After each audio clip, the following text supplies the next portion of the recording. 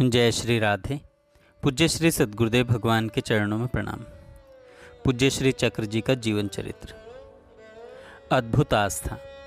सुदर्शन जी की पक्की अवधारणा थी, कन्हई के नाते सभी मेरे और सब जगत अपना ही है।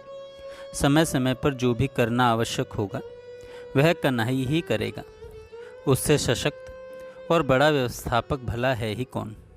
यह वाक्य उनके जीवन का आधार वाक्य था।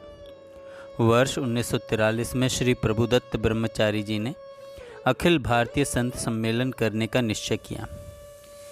वे उत्सव मूर्ति थे, कोई न कोई उत्सव आयोजित करते ही रहते थे, वह भी धूमधाम से।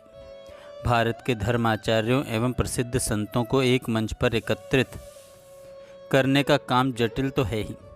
ब्रह्मचारी जी ने सुदर्शन जी को मंडलेश्वर, महामंडलेश्वर श्री विद्यानंद जी, श्री उड़िया बाबा जी एवं श्री हरि बाबा जी महाराज को आमंत्रित करने भेजा। इनमें से कोई नहीं आ सके, फिर भी बहुत अच्छे संत एवं साधु पधारे। यह आयोजन फाल्गुन मास में किया गया। ब्रह्मचारी जी ने लिखा पढ़ी करके बिजली और पानी की लाइन जो सरकार माघ मेले में डालती है, उसे बांध के नीचे के मैदान से हटाने से रुकवा दिया था। माघ मेला समाप्त होने पर अनेक पांडाल तथा झोपड़ियां बिना मूल्य तथा अल्प मूल्य में मिल गई थी।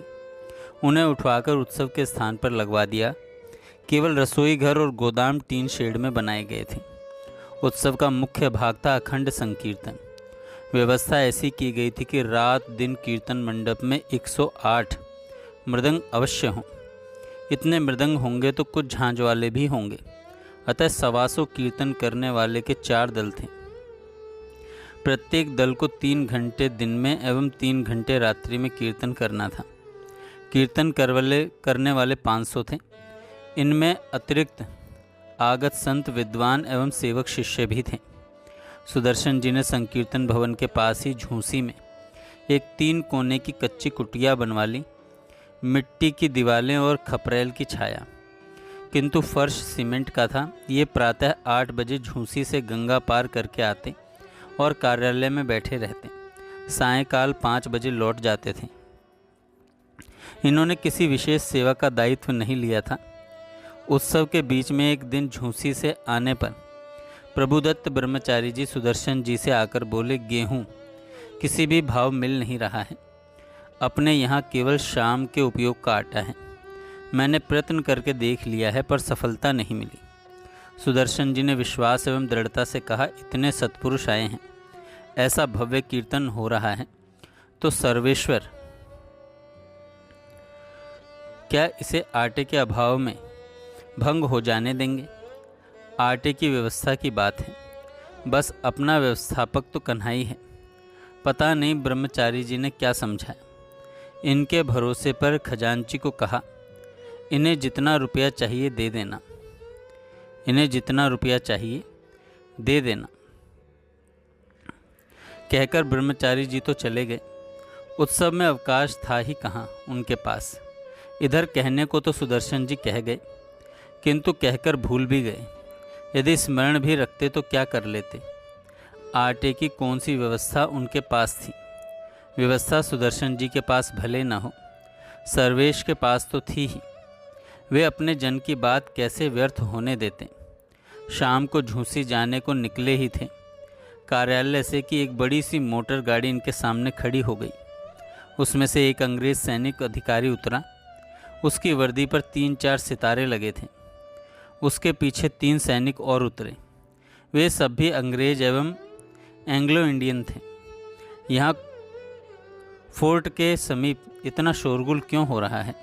तुम लोगों को पता नहीं कि युद्ध काल में इतनी रोशनी करने की मनाही है? उस अफसर ने अपनी टूटी फूटी हिंदी में बड़ी उत्तेजित आवाज़ में कहा। सुदर्शन जी को लगा कि यह सब बंद करा देने के उद्देश्य से ही सब आए हैं। सुदर्शन जी ने शांत स्वर में कहा, यहाँ भारत के सब संत आए हैं, वे ईश्वर का नाम पुकारते रहते हैं। ओह, ऑल इंडिया सेंट्स हेयर। वह सैनिक अधिकारी गंभीर हो गया। सिर पर हाथ रखकर 2-4 पद टहलता रहा। फिर बोला, मैं कोई सेवा करना चाहता हूँ। सहसा सुदर्शन जी को सवेरे वाली आटे की बात स्मरण हो आई। इन्होंने उससे पूछा, आप कौन हैं? उसने नाम तो नहीं बताया, किंतु कहा, इस समय वह फोर्ट मेरे चार्ज में है।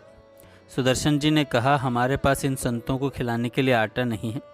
यदि आप आटे का प्रबंध करवा दें तो रुपया हम दे देंगे। वह बोला, रुपया नहीं मांगता, 1 ट्रक आटा बस। हाँ बस। हमारा मिलिट्री ट्रक रात को 8-9 बजे आ जाएगा। तुम्हारे पास गोदाम है? आटे के बोरे उतरवा लेना। गोदाम तो है, किंतु रात में हमारे पास मजदूर नहीं रहते। ठीक है, हमारे सोल्जर आएंगे। अपने चौकीदार को बोलो, गोदाम खोल देगा। वह अपनी गाड़ी में बैठते बैठते फिर लौटा, घी मांगता, वह तो बाजार से ले लेंगे।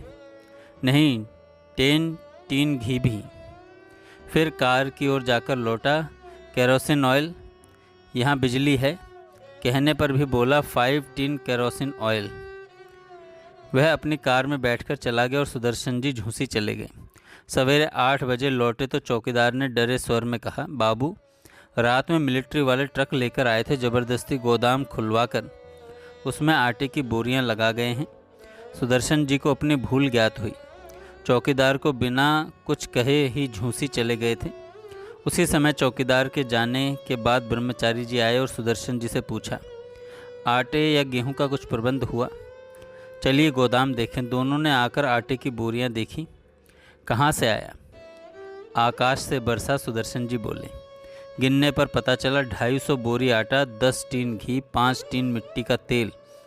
वे सैनिक रात को रख गए थे। इसके बाद वह या दूसरा कोई सैनिक आया ही नहीं। कौन जाने वह अंग्रेज अधिकारी ही था या विश्व नियंता अनेक रूप रूपाए बनाकर नाटक कर गया। चित्रकूट के कौतुकी अनुभव। चित्रकूट धाम आने पर ऐसा कौन है जिसकी अभिलाषा पूर्ण नहीं हुई। यहाँ प्रभु करुणा वर्णालय है। यहाँ न वे अयोध्या नरेश हैं, न साकेत अधीश्वर। यहाँ तो वे जन जन के अपने हैं। कौल की रातों पर भी उनका समग्र वात्सल्य उमड़ता रहता है। दीन बंधु अशरण शरण नाम जैसे सार्थक उठा है उनका। यहाँ आकर मामा गया प्रसाद जी की अभिलाषा पूर्ण हुई। महाभाग तुलसीदास जी पूर्ण मनोरथ हुए। कोई भी दर्शन की या अन्य अभिलाषा लिए चित्रकूट पहुँचे, श्री रघुनाथ जी अवश्य ही मिलते हैं। न मिलें यह तो उनके भी वश में नहीं है, किंतु हम पहचान पावें तब ना। पहचान तभी पाते हैं जब वे स्वयं पहचान कराएं। पहला, आंजनेय का दुलार। चित्रकूट आने वाले सभी जन हनुमान धारा दर्शन करने जाते हैं। पहले नाव से मंदाकिनी पार करके जाते थे। एक बार सुदर्शन जी अपने मित्र रामवन के शारदा प्रसाद जी के साथ हनुमान धारा दर्शन करने गए। साथ में 2 सेर भुने हुए चने स्वच्छ करके बंदरों के लिए ले गए। संयोग से वह दिन मंगलवार का था। ऊपर सीढ़ियों से चढ़ते चढ़ते कहीं भी बंदर दिखाई नहीं दिए। यूँ भी मंगलवार और शनिवार को सभी बंदर ऐसे छक्कर तृप्त हो जाते हैं कि संध्या पूर्व ही वहाँ से जंगल चले जाते हैं। इन्हें तो वैसे भी यात्रा में विलंब होने से अपराह्न हो गया था। सुदर्शन जी हनुमान धारा की पूरी सीढ़ियाँ चढ़ गए, किंतु श्री हनुमान जी के समीप न जाकर 5-6 सीढ़ी नीचे जहाँ पत्थर की बेंच आदि बैठने को बनी है, वहीं बैठ गए और उन्हें निहारते रहे। शारदा प्रसाद जी ने पूजा सामग्री लेकर इन्हें आग्रहपूर्वक ऊपर बुलाया भी, तो न जाने क्यों ऊपर नहीं गए और बैठे बैठे स्नेह अधिकार कहें या प्रेमाभिमान से मन ही मन बड़बड़ाए, इतनी दूर से चना लेकर आया हूँ पर मेरा एक भी चना स्वीकार नहीं किया। क्यों भला? उन्होंने उपालंब भरी दृष्टि से अपने हनुमान दादा की ओर देखा और सीढ़ियों से उतरने लगे। इस समय तक सूर्यास्त हो चुका था। मंदाकिनी के समीप पहुंचने में केवल 15 मिनट का रास्ता रह गया था।